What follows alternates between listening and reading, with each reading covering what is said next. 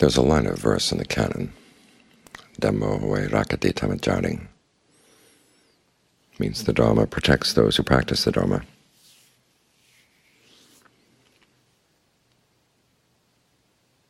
And this doesn't mean that it's going to build a wall around you, or that it's going to clean up after your messes. What it means is when you practice the Dharma, you protect yourself from doing the things that will make you suffer.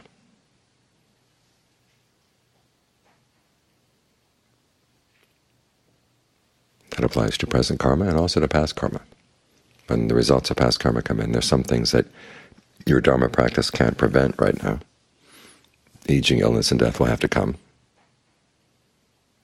And there'll be the normal ups and downs of life. But if you practice the Dharma, it will protect you from suffering from those things.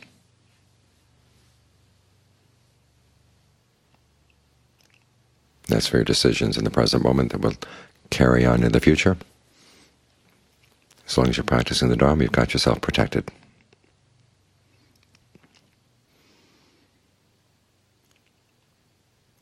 It protects the most important part of you, i.e. your mind. Because there will come times when the mind and the body have to go their separate ways. Even when they're together, the body is going to age, it's going to have illness.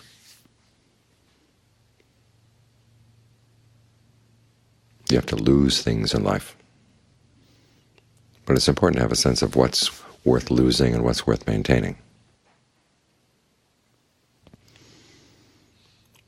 When I was living in Thailand, I'd occasionally take the bus into Bangkok, and every time I passed them, a military base, and they had a big sign over the military base, be willing to lose a limb to save your life, be willing to lose your life to save your honor. And there's a similar principle in the Buddhist teachings. When you see that there's a lesser happiness that stands in the way of a greater happiness, you're willing to let go of that lesser happiness. So it's important to have a sense of what you really want to hold on to and what you should be willing to let go of. Our problem is that we tend to hold on to our defilements. We like our greed, we like our anger, we like our various kinds of delusion. And as a result, the mind suffers.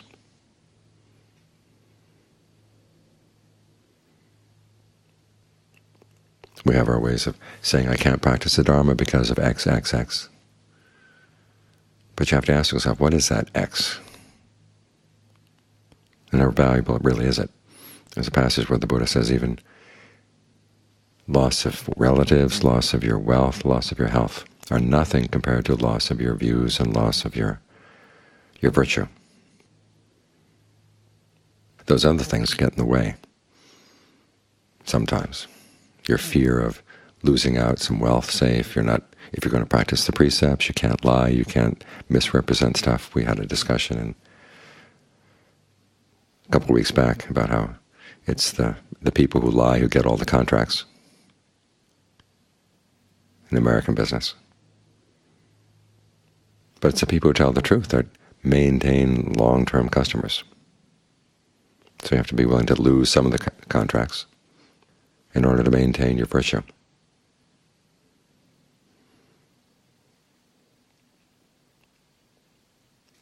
When you have to, say, tell the truth in a court of law, it may have an effect on somebody who's dear to you, but you can't lie. Because the short-term benefits that come from breaking the precepts don't balance out the long-term harm that's done. Notice those two things the Buddha said you should protect, your virtue and your views. Those are also the things that are needed for mindfulness practice and through mindfulness to development of concentration.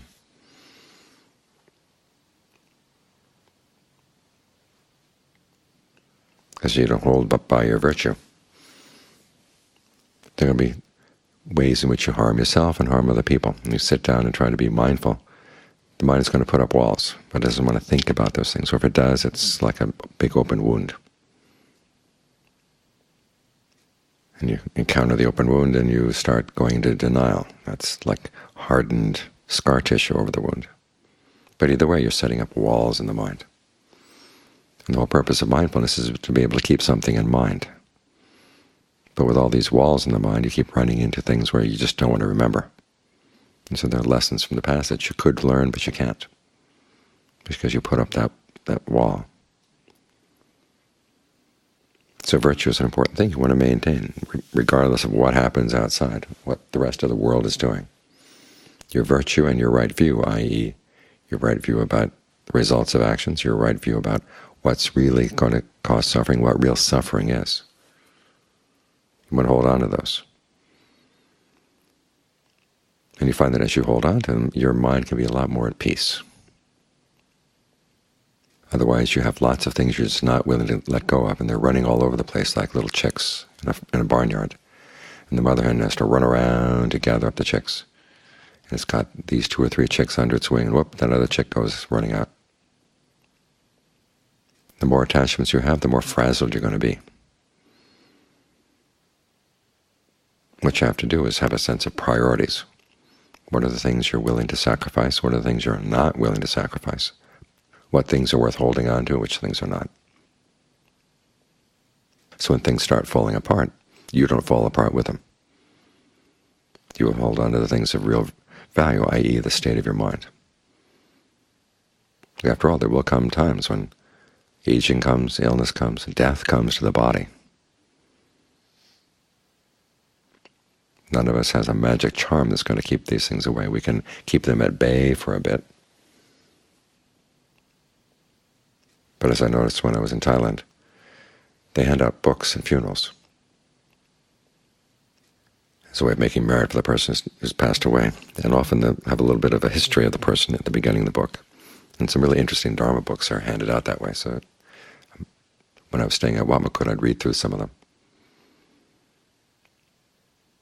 And it was interesting reading the biographies.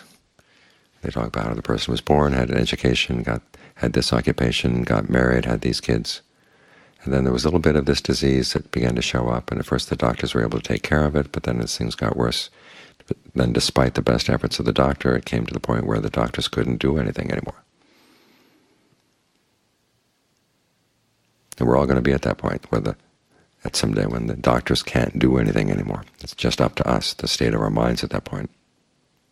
And as long as you're holding on to your relationships and your wealth and your status and holding on to this lifetime, holding on to the body, you're going to be torn apart. But if you realize the state of your mind is the important thing, you hold on to that, learn how to maintain that. This is why we're developing concentration. This is why the Buddha says to protect our virtue and our views, because they enable us to get into concentration through mindfulness.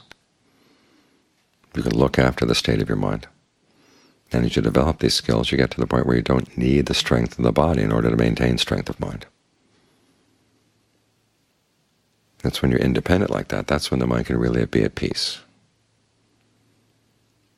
As long as things are still there to use, you use them.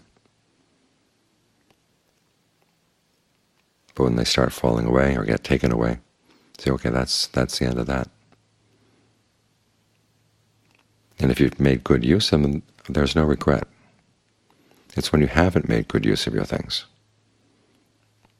that you regret them at parting.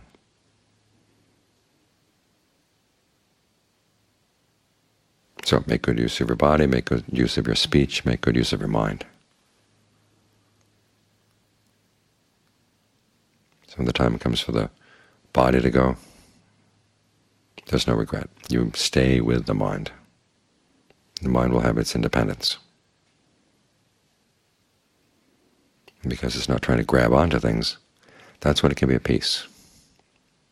This is how the Dharma protects. It protects the things that are really important.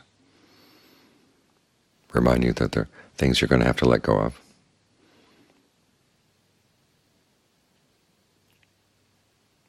No matter how much generosity you have, the wealth of the world comes and goes.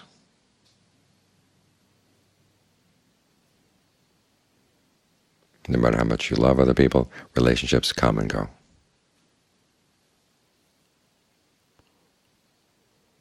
But the quality of the mind that you build into it through concentration, through the discernment, that's something that will not go once it's reached a certain level. So make sure you attain that level, where you've got something really solid inside.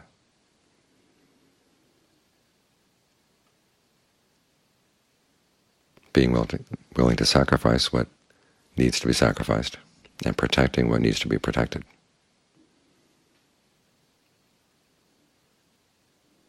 That's how the mind can find peace.